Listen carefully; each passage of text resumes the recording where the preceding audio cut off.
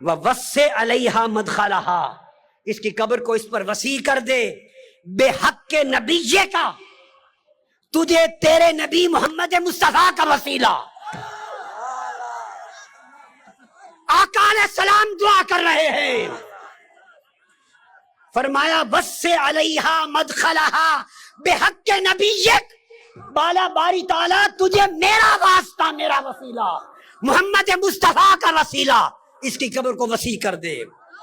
والانبیاء الذین من قبلی، اور ان سب نبیوں کا واسطہ، وسیلہ جو مجھ سے پہلے ہوئے۔ قبر پرستوں کا جھوٹ بولے بغیر اپنا دین اور ایمان اور اپنا عقیدہ ان سے ثابت نہیں ہو سکتا۔ آج تک کسی محدث نے آقا کی اس دعا کی روایت کو رد نہیں کیا۔ قادری صاحب تو کہہ رہے تھے کسی محدث نے کچھ نہیں کہا۔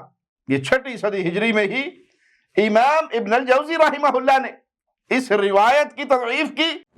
قادری صاحب کے سیاست کے میدان میں جھوٹ، یہ تو عوام سے مخفی نہیں، لیکن افسوس قادری صاحب پہ کہ یہ دین کی بات بتاتے ہوئے بھی جھوٹ بولتے ہیں۔ السلام علیکم ورحمۃ اللہ وبرکاتہ۔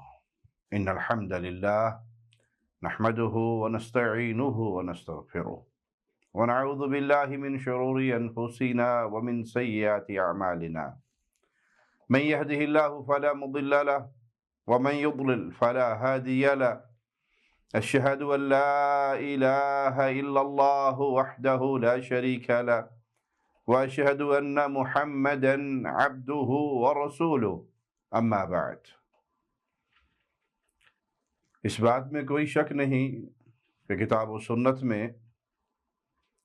وسیلے کی جائز اقسام بیان ہوئی ہیں اور اہل ایمان اس کو تسلیم کرتے ہیں۔ اللہ خالق مالک سے مانگتے ہوئے اللہ کو اللہ کے پیارے ناموں کا واسطہ دینا، یہ ثابت ہے کتاب و سنت سے۔ اہل ایمان کا اس پر عمل بھی ہے۔ اسی طرح اپنے نیک اعمال بطور وسیلہ اللہ کے سامنے پیش کرنا، یہ بھی حدیث سے ثابت ہے۔ کسی نیک زندہ بزرگ سے دعا کروانا، یہ بھی جائز وسیلے کی ایک صورت ہے۔ لیکن معاشرے کے اندر کچھ وہ طریقے بھی رائج ہیں جن کو رواج اہل بدعت نے اور قبر پرستوں نے دیا ہے، اور جن کی ان کے پاس کوئی دلیل نہیں ہے۔ جو وہ دلائل پیش کرتے ہیں اہل علم بارہا اس کا رد کر چکے، ان دلائل کی حقیقت بیان کر چکے، لیکن چونکہ اہل بدعت اپنی ضد پہ اڑے رہتے ہیں اور ہمیشہ اس کو نئی شکل دے کر بیان کرنے کی کوشش کرتے ہیں، تو ان کے شبہات کا رد کرنا اہل ایمان پر ضروری ہو جاتا ہے۔ آئیے ڈاکٹر طاہر القادری صاحب سے اسی قسم کی ایک روایت جو وہ بیان کر رہے ہیں سنتے ہیں۔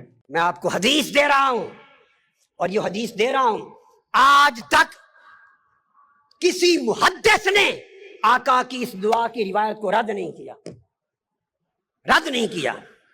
اور وہ دعا کیا ہے کہ سیدنا علی المرتضیٰ کرم اللہ وجہ الکریم کی والدہ ماجدہ جب وفات پا گئیں، حضرت فاطمہ بنت اسد بن ہاشم، آقا علیہ السلام کی چچی تھی، پالا تھا، پیار کیا تھا، وفات ہو گئی جب، تو آقا کو بڑا غم تھا۔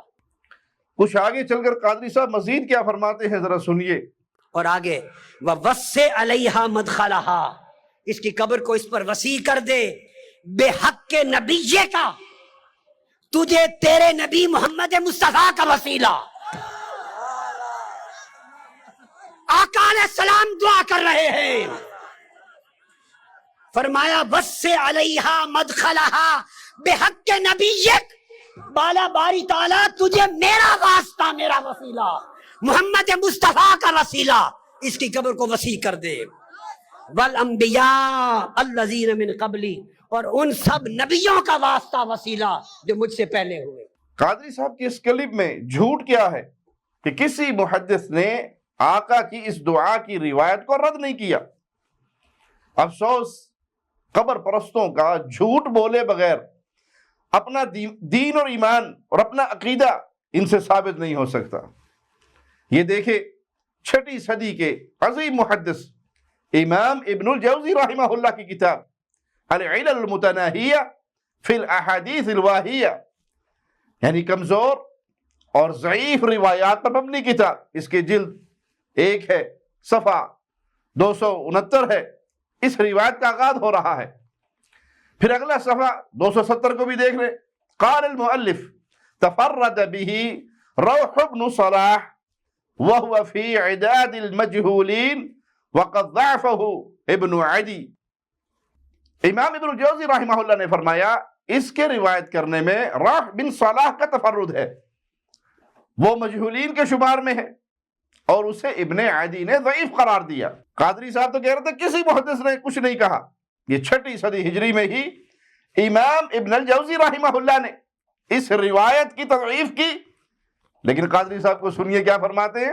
میں آپ کو حدیث دے رہا ہوں اور یہ حدیث دے رہا ہوں آج تک کسی محدث نے آقا کی اس دعا کی روایت کو رد نہیں کیا، رد نہیں کیا. مزید سنیے قادری صاحب نے آخر میں اس کے حوالے دیتے ہوئے کہا. اس حدیث کو سنیے. امام طبرانی نے روایت کیا، امام ابو نعیم نے روایت کیا، امام حیثمی نے روایت کیا. قادری صاحب وہ کسی نے ملنگ سے کہا تھا نماز پڑھا کرو.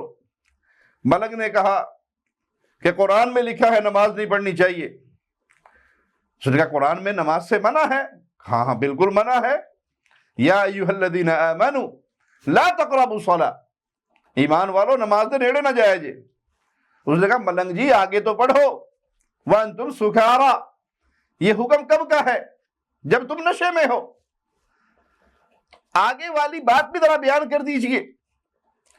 صرف اپنے مطلب کی بات لے کر شور شرابہ کرنے سے مسئلے ثابت نہیں ہوتے. یہ بھی تو بتا دیجئے کہ امام حیثمی رحمہ اللہ نے اسے بیان کرنے کے بعد کیا فرمایا. چلے آپ نے نہیں بتایا ہم بتا دیتے ہیں، ہم سے سن لیجئے اور آنکھیں کھول کے حوالہ بھی دیکھ لیجئے. یہ امام حیثمی کی مجمع الزوائد جلد اس کی 9 ہے، صفحہ 414 اور 415 روایت نقل کرنے کے بعد فرماتے ہیں اسے طبرانی نے المعجم الکبیر اور المعجم الاوسط میں روایت کیا. وَفِيهِ روح بن صلاح وثقه ابن حبان والحاکم. اس کی سند میں روح بن صلاح ہے، ابن حبان اور حاکم نے اسے ثقہ کہا. مزید فرمایا وَفِيهِ ضعف، اور اس کے اندر ضعف ہے، یہ راوی ضعیف ہے. وَبَقِيَّةُ رِجَالُهُ رِجَالُ صحیح، اور اس کے بقیہ رجال صحیح بخاری کے ہیں. گویا امام حیثمی رحمہ اللہ نے بھی اس روایت کے راوی کا ضعیف ہونا بیان کیا، جبکہ قادری صاحب غلط بیانی کرتے ہوئے کیا کہتے ہیں دوبارہ سنیے. میں آپ کو حدیث دے رہا ہوں اور یہ حدیث دے رہا ہوں آج تک کسی محدث نے آقا کی اس دعا کی روایت کو رد نہیں کیا، رد نہیں کیا. قادری صاحب کے سیاست کے میدان میں جھوٹ یہ تو عوام سے مخفی نہیں، لیکن افسوس قادری صاحب پہ کہ یہ دین کی بات بتاتے ہوئے بھی جھوٹ بولتے ہیں. اللہ سے دعا ہے اللہ قادری صاحب کو ہدایت دے. یہ المعجم الکبیر جلد 24 صفحہ 351 اور 352 سے اس روایت کی سند اور روایت کو دیکھ لیجئے. اس کی سند میں روح بن صلاح امام سفیان ثوری رحمہ اللہ، اور یہ امام سفیان اس روایت کو عن سے بیان کر رہے ہیں. اسی طرح امام ابو نعیم رحمہ اللہ کی حلیۃ الاولیاء جلد 3 صفحہ 121 بھی دیکھ لیں، یہی سند ہے. اور آخر میں امام صاحب نے فرمایا غریب من حدیث عاصم الثوری لم نکتب الا من حدیث روح بن صلاح تفرد به. عاصم اور ثوری کی روایت سے یہ غریب ہے، ہم نے اسے نہیں لکھا مگر صرف روح بن صلاح کی روایت سے جو اس میں اکیلا ہے. مطلب اس کا راوی بس یہی روح بن صلاح ہے. اور اس کے بارے میں امام ابن حجر اسقلانی رحمہ اللہ نے لسان المیزان میں لکھا، دیکھیے جلد 3 صفحہ 480 اور 481 کو. حاکم اور ابن حبان نے اسے ثقہ کہا. امام دارقطنی رحمہ اللہ نے فرمایا یہ حدیث میں ضعیف ہے. امام ابن ماکولہ رحمہ اللہ نے فرمایا ضعفو، محدثین نے اسے ضعیف قرار دیا. امام ابن عدی نے اس کی بعض روایات کو منکر کہا. پھر ہم عرض کر چکے ہیں کہ اس سند میں امام سفیان ثوری رحمہ اللہ نے اسے عن سے بیان کیا. اور آئیے اہل بدعت کے گھر کی گواہی بھی دکھا دیں آپ کو. ان کے اس دور کے محدث علامہ محمد عباس رضوی، ان کے مناظرے ہی مناظرے، صفحہ 249 دیکھ لیجئے، لکھتے ہیں اس روایت میں ایک راوی سفیان ثوری ہے جو زبردست ثقہ ہونے کے باوجود مدلس ہے۔ پھر امام ابن حجر رحمہ اللہ نے اور امام العلائی کی کتابوں سے ان کے مدلس ہونے کو انہوں نے ثبوت بھی دیا اور لکھا اصول محدثین کے تحت مدلس کا عن غیر مقبول ہے۔ قادری صاحب اور دیگر قبر پرست جو وسیلے کے حق میں یہ روایت پیش کرتے ہیں، اس روایت کی سند میں امام سفیان ثوری رحمہ اللہ کی تدریس ہے، روایت عن سے ہے، تو یہ روایت کیسے صحیح ہو گئی؟